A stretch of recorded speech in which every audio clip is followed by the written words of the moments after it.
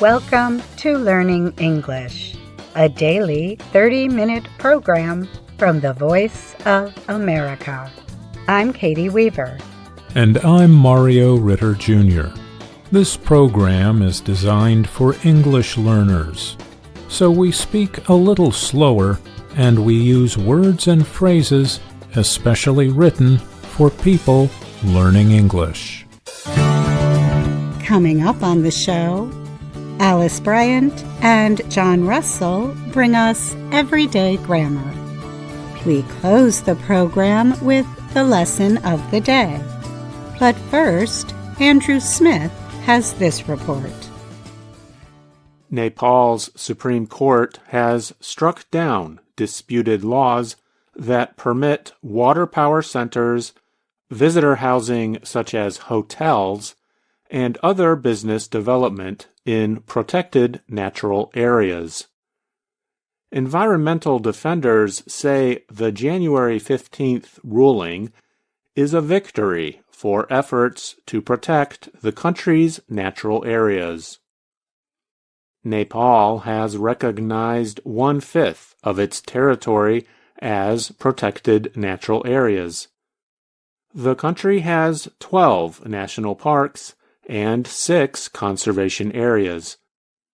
They include lowland areas such as Chitwan National Park. The park is home to many wild animals, such as tigers and rhinos.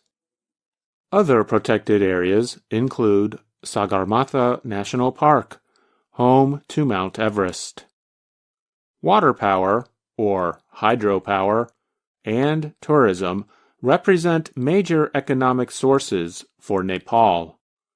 Last year, its government passed laws to permit development of large projects in some parts of national parks, forests, and other protected areas.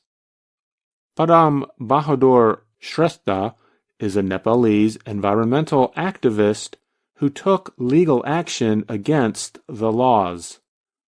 He told Agence France Presse that the law's passage showed that the government lacked insight and was only seeking to please business investors. Shrestha praised the Supreme Court's ruling, saying it preserves ecology and biodiversity. Nepal is recognized worldwide for its actions to protect its wild animal and plant life. Nepal's environmental protection laws have helped the local tiger population increase from 121 animals in 2010 to 355 in 2023. And while only about 100 one-horned rhinos were living in Nepal in the 1960s, their number increased to 752 in 2021. Nepal also increased its tree cover by almost 100% between 1992 and 2016. Wood industry activities, or logging, had deforested many areas of the country for tens of years earlier. Rampreet Yadav is a former conservation officer of Chitwan National Park, Nepal's largest protected area. He said the recent laws should never have been passed. If development projects are allowed in protected areas, they will destroy our nature and animal habitats, he added. The Nepalese government wants to develop its hydropower industry, especially along rivers in the Himalayan mountains. Last October, it signed agreements with India and Bangladesh to export thousands of megawatts of hydropower. Nepal also earns much money from tourism. Last year, around 1 million foreign visitors came to Nepal, and the government has been spending money on the development of its airports. I'm Andrew Smith.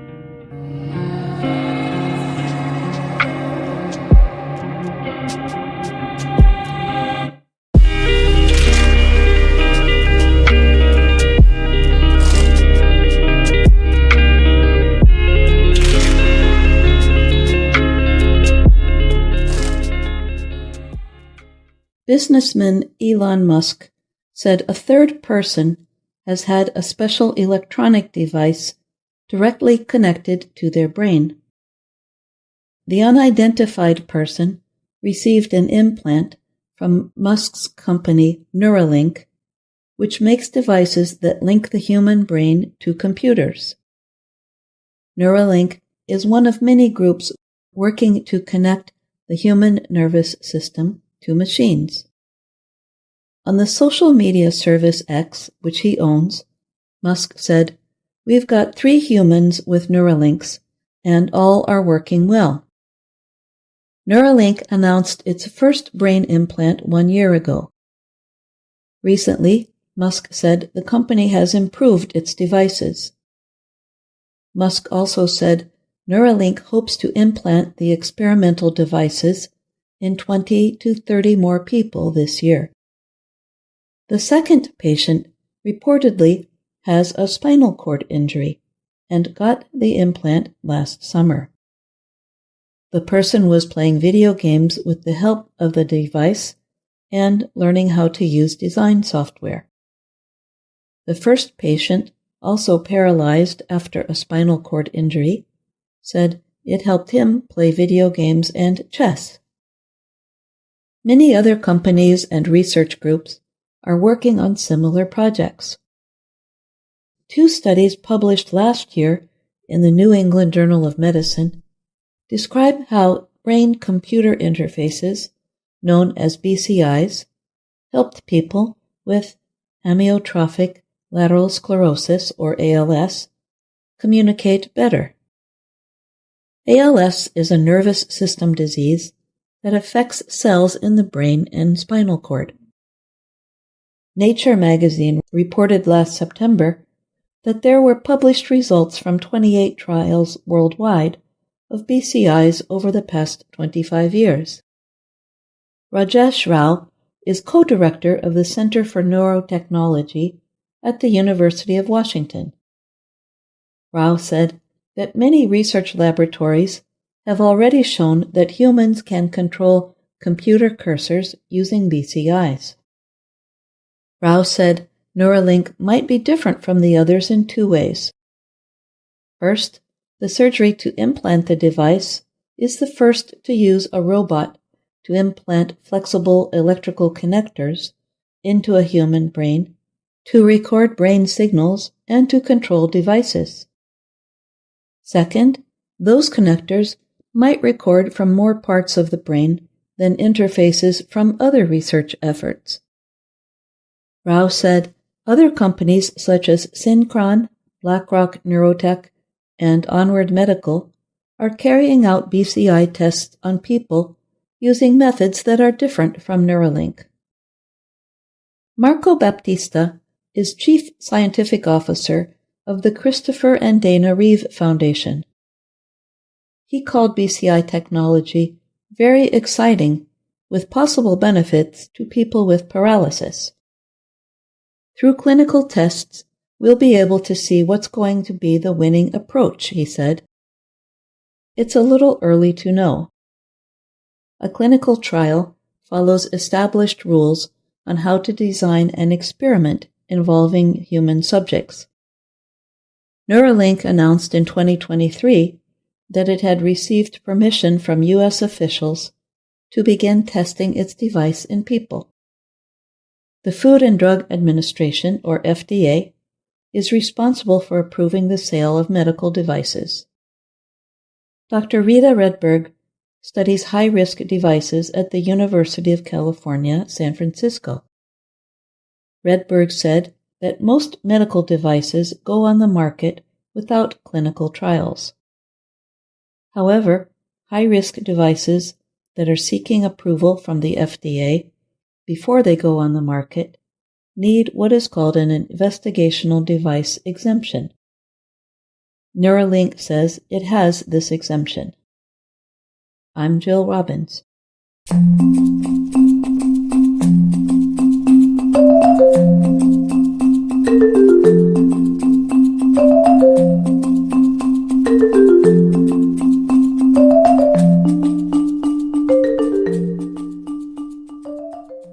Sherlock Holmes is an imaginary private detective created by British writer Arthur Conan Doyle in the late 1880s.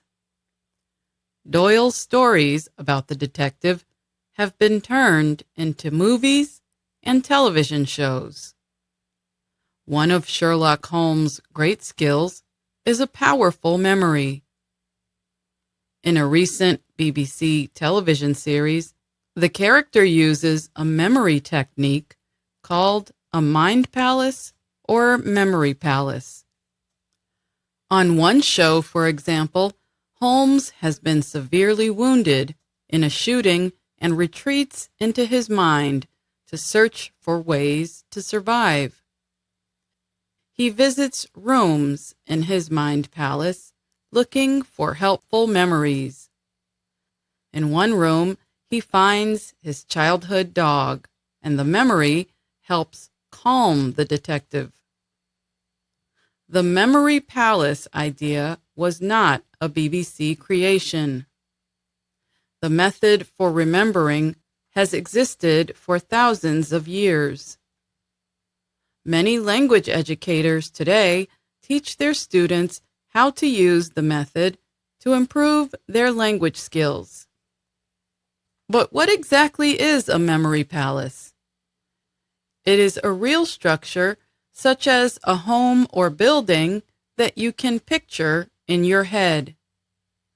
You then imagine placing things you want to remember inside the structure.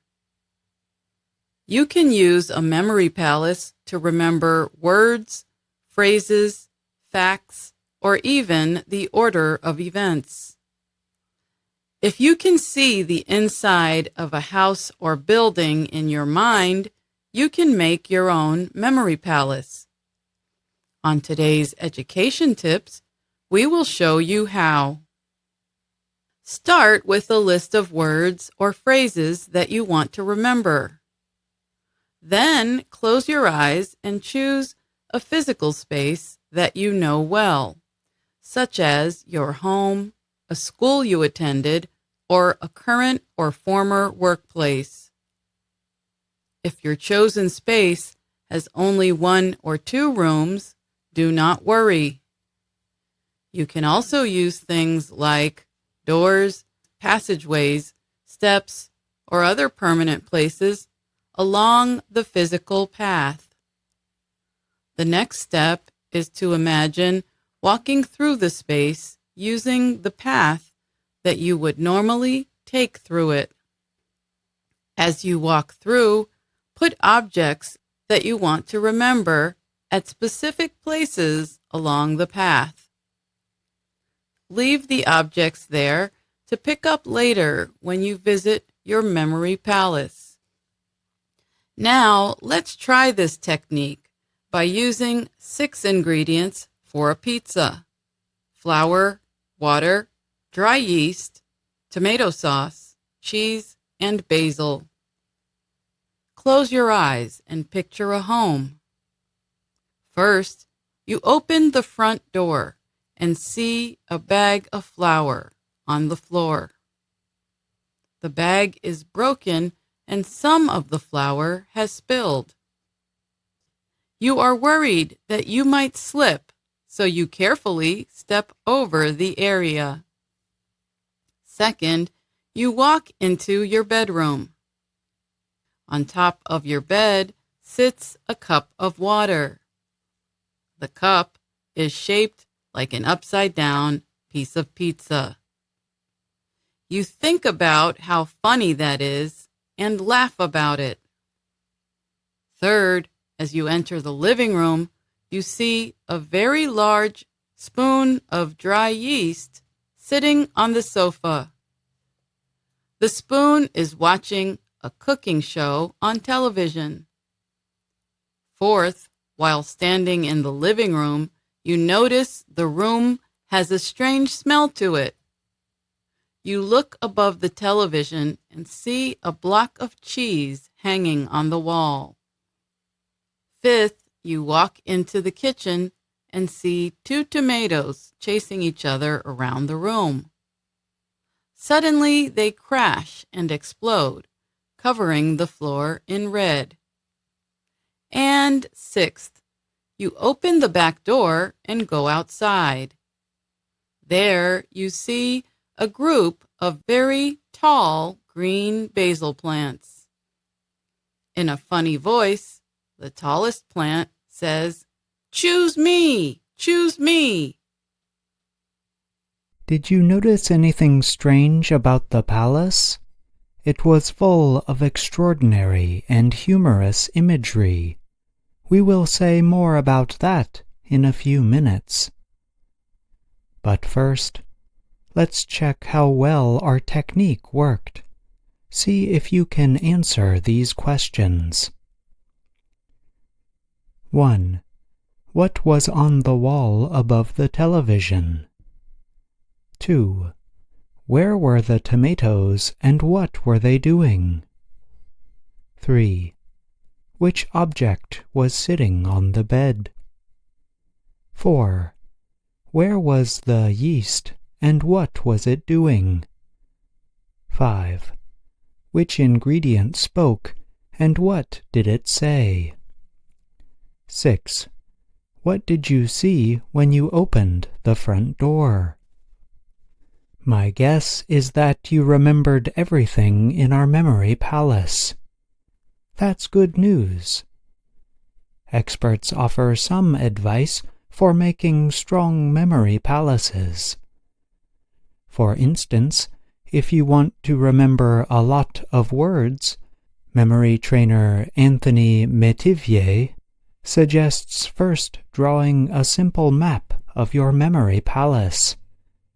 Then, number the places along your path where you will put the things that you want to remember. You can put more than one thing in each room or area.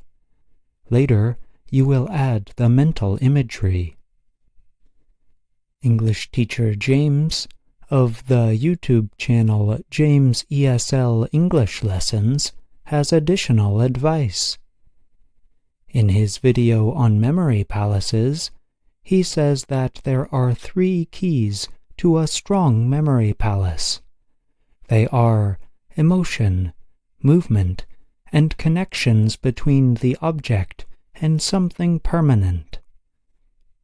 Both he and Metivier say imagining things in a humorous or crazy way improves your ability to remember them. These experts also agree that connecting images to actions or movement will create lasting memories. For instance, the tomatoes were chasing each other and the basil spoke. And finally, teacher James suggests placing the objects next to or on something permanent in your palace. Beds, sofas, floors, walls, doors, all of these are permanent. The block of cheese was on the wall, for example. Now it's your turn. Pick a list of English words or phrases that you have trouble remembering and try this method on your own. Let us know how it goes. I'm John Russell. And I'm Alice Bryant.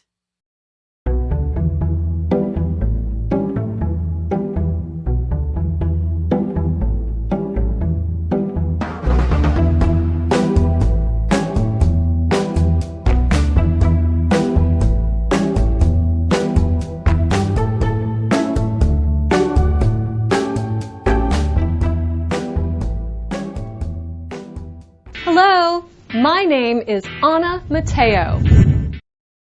And my name is Jill Robbins. And I'm Andrew Smith.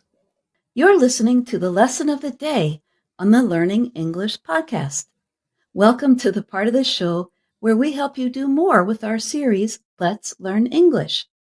The series shows Ana Mateo in her work and life in Washington, D.C.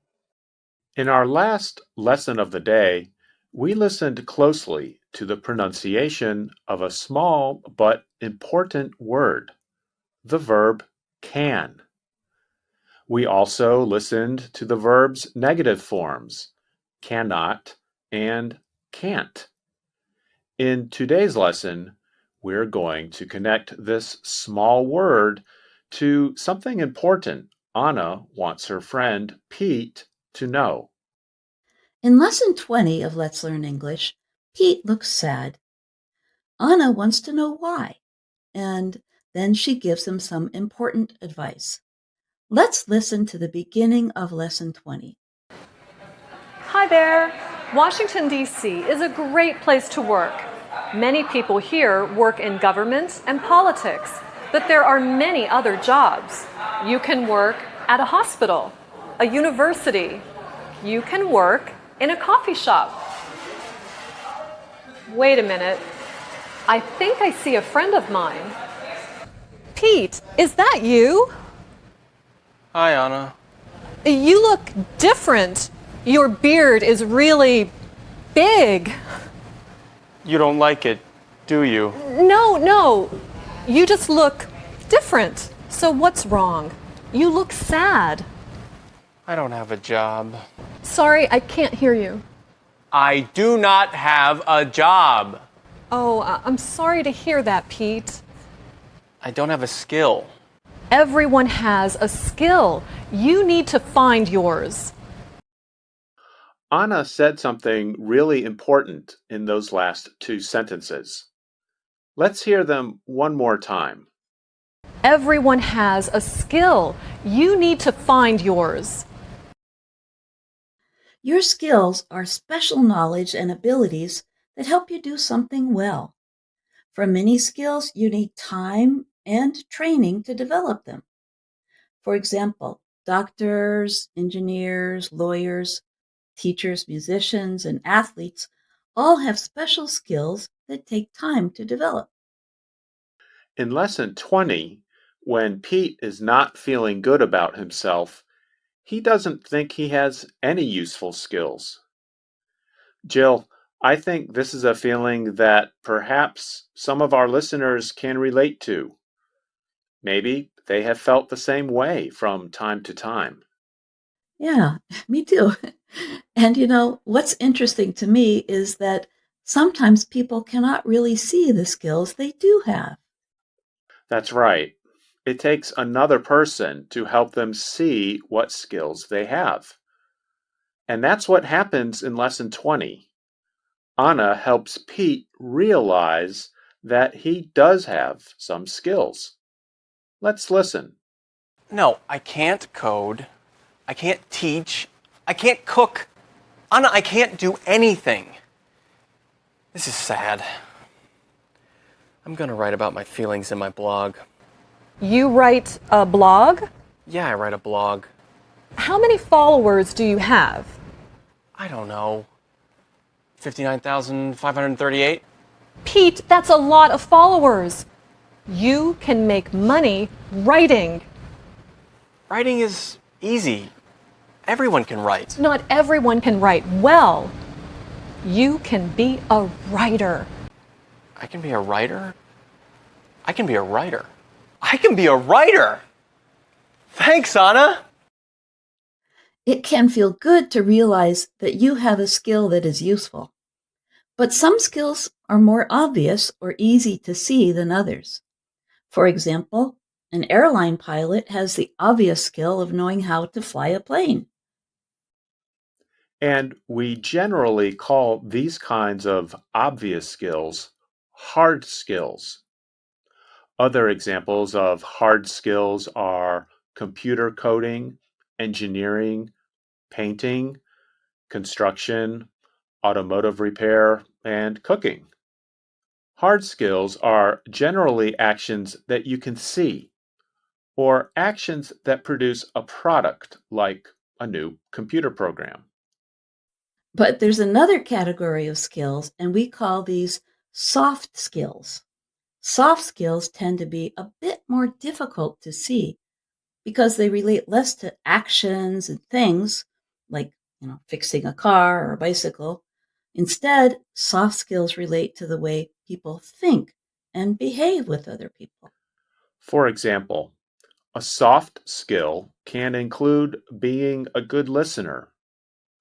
The person who is a good listener might not get much attention from others or produce a product like a new computer program, so sometimes other people do not realize how important soft skills can be.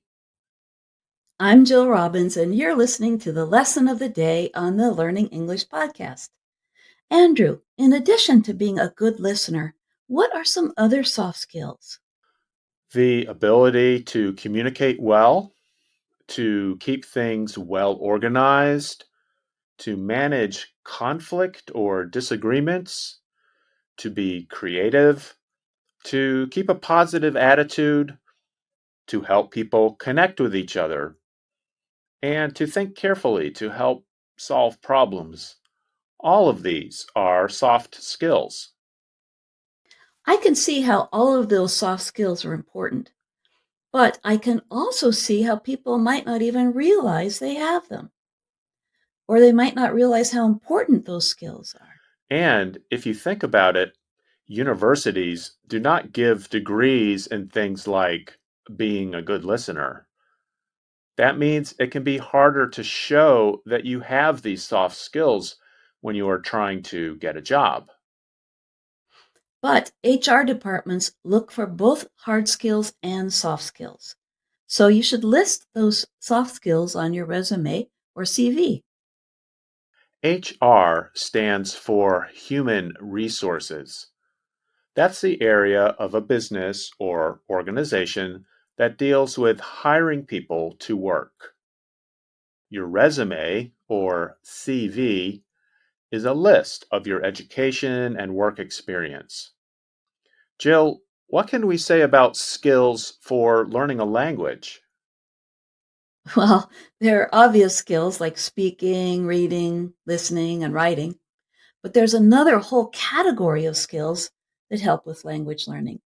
And these skills involve understanding different cultures and sometimes changing the way we communicate based on those cultures. Do you have any examples? Sure. In some cultures, it's normal or okay to say no in a very obvious or direct way. For example, French people disagree a bit more directly than Americans. But Japanese culture is less direct. Instead of just saying no, they might pause for a few seconds or say something like, maybe. The listener is supposed to understand that the pause means no, even though the Japanese person did not say it directly. Communicating across cultures is another big and interesting topic we can talk more about in another lesson of the day. In the meantime, we invite our listeners to think about the skills they have. And if you are feeling like heat in Lesson 20, remember that you might have skills that you are not aware of. Talk to your friends and family, the people who know you best. They might be able to tell you something about yourself that you did not know before. And it takes skill to learn English and to understand everything from the lesson of the day on the Learning English podcast. So we hope you feel good about your own language learning and keep developing your skills with all of the programs from VOA Learning English. Thanks for listening to our program. I'm Jill Robbins. And I'm Andrew Smith.